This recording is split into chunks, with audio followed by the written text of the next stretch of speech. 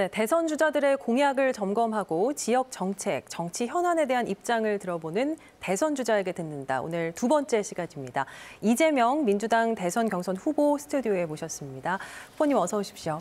네, 반갑습니다. 예, 오늘 대전 방문을 끝으로 나흘간의 전국 순회를 마치셨습니다. 네. 어떠셨어요? 표정은 좋아 보이십니다. 몸은 피곤한데 예. 일단 우리 지지자분들을 여러 곳에서 많이 만나고 또 격려도 들어서 또 힘이 좀 나는 것 같습니다. 예. 또 한편으로는 각 지역마다 이제 주로는 균형 발전에 대한 열망들이 너무 크시고 예. 우리나라 정치가 수도권에 너무 집중돼 있다. 이제 지방에 대한 배려가 좀 더 필요하다 이런 말씀들을 많이 들어서 좀 더 생각을 또 많이 해야 되겠다는 생각을 갖게 됐습니다. 예.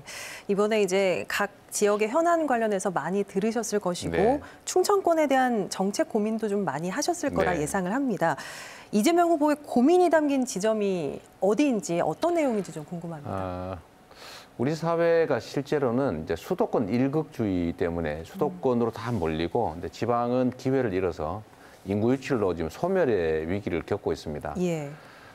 이제 국토 균형 발전 문제는 과거에는 좀 균형에 관한 문제, 서울만큼 지방도 좀 잘 살 기회를 주자였다면 이제는 과도한 집중의 문제 때문에 이제 비효율이 발생하는 거죠. 이제 성장을 저해하고 사람들에게 희망을 빼앗고 예. 또 열정도 빼앗는 그런 문제가 돼서 이제는 정말로 그 국가의 장기적인 성장 발전을 위해서 반드시 해결해야 될 아주 최대 현안 중에 하나가 된 것 같습니다. 예, 국토 균형 발전, 지역 균형 발전 네. 얘기를 해주셨는데 사실 충청권 최대 현안 중 하나가 국회 세종의사당 설치입니다. 네. 국회법 개정안이 상임위 통과도 안 된 상황인데 이거를 이제 어떻게 처리해야 한다고 보시는지 또 한 가지 네. 청와대까지 이전해야 한다고 보시는지까지 함께 여쭙겠습니다.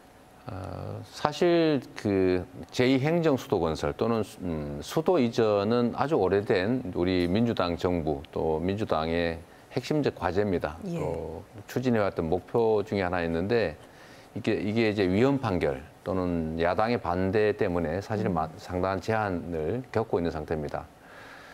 세종의사당 문제는 이미 국회 예산까지 편성돼 있는 상태인데 다만 이제 조건으로 관련 법이 통과된 후에 한다라고 돼 있어서 예. 지금 그 관련 법이 통과가 안 되고 있습니다.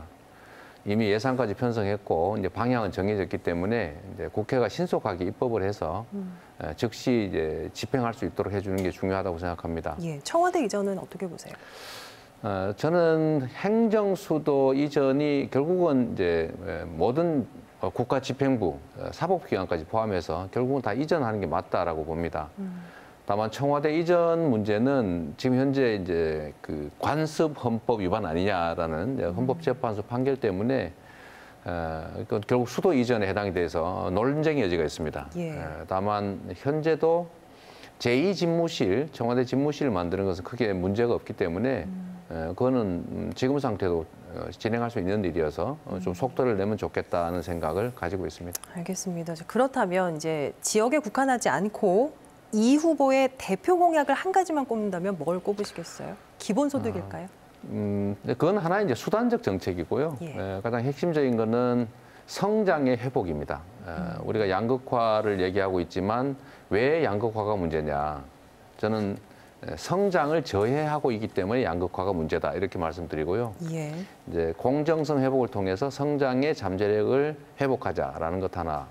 두 번째는 지금 우리가 디지털 전환 또는 에너지 대전환 또는 팬데믹 이런 아주 큰 위기를 겪고 있는데 이 위기에 대응해서 극복할 뿐만 아니라 이걸 기회로 만들어서 우리가 선도할 수 있는 그런 기회로 만들자. 성장하고 좋은 일자리를 만든 기회로 만들자라고 해서 이 두 가지 루트를 통한 성장의 회복 이게 가장 중요한 저의 1번 공약, 가장 중요한 공약이라고 하겠고요. 사실 기본소득은 공정성을 회복해서 공정성 회복을 통한 성장 정책 중에 한 부분이죠. 공정성 회복을 통한 성장 정책에는 기본소득도 있지만 수도권과 지방의 이 불균형을 회복하는 예. 균형을 찾는 공정성을 통해서 또 또 성장의 가능성, 성장 잠재력을 키울 수 있다고 생각합니다. 예, 역시나 균형 얘기를 해주셨네요.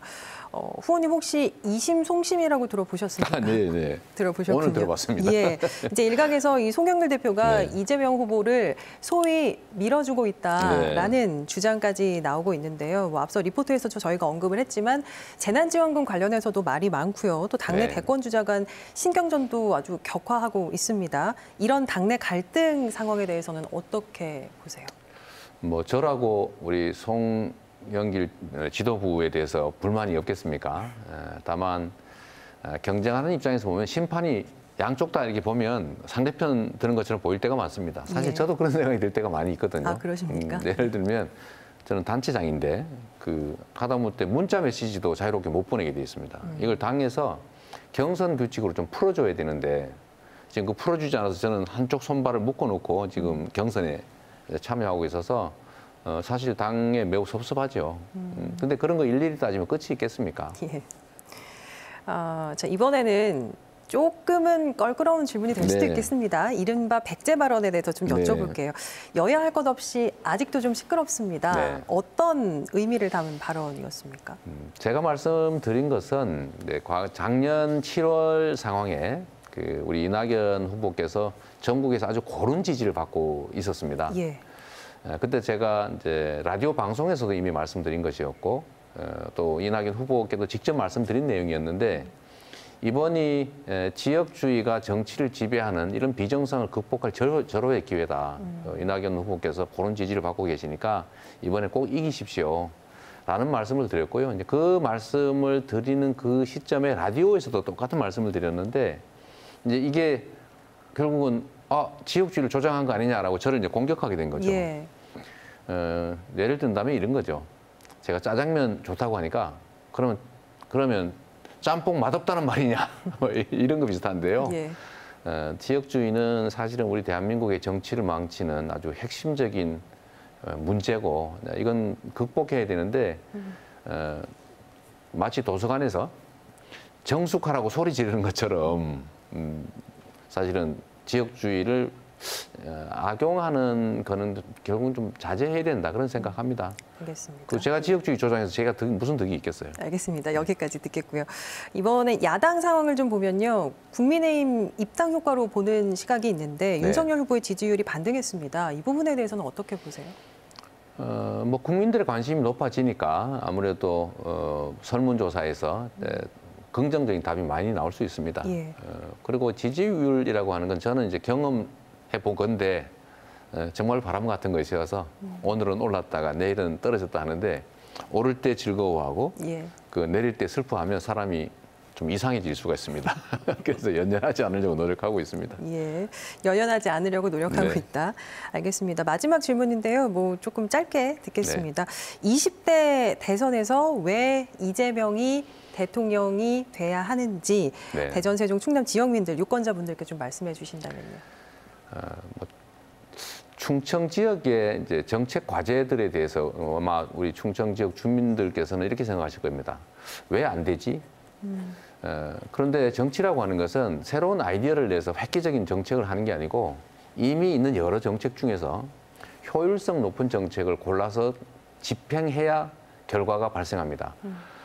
정치인에게 가장 중요한 덕목은 주어진 권한을 공적으로 잘 활용해서 성과를 만들어내는 거죠. 그걸 실력이라고 하고 그게 유능함이라고 할 수 있을 텐데 저는 성남시장 또 경기도지사를 하면서 주어진 권한을 사적으로 남용하거나 부정부패하지 않고 정렴하게 행사했다고 자부하고 두 번째는 제가 권한을 위임받으면서 우리 도민들께 시민들께 한 약속 95% 이상 평균 다 지켰고 또 특히 실적으로 실력을 증명했기 때문에 오늘의 이 자리에까지 우리 국민들께서 불러주셨습니다. 청렴하고 실력 있고 신뢰 있기 때문에 앞으로 대통령 권한을 맡기면 국민들의 삶을 훨씬 더 많이 개선하고 국가 발전에도 도움이 될 거다라는 기대 때문이 아닐까 싶은데요. 그 사람의 미래를 보려면 그 사람의 과거를 봐야 됩니다.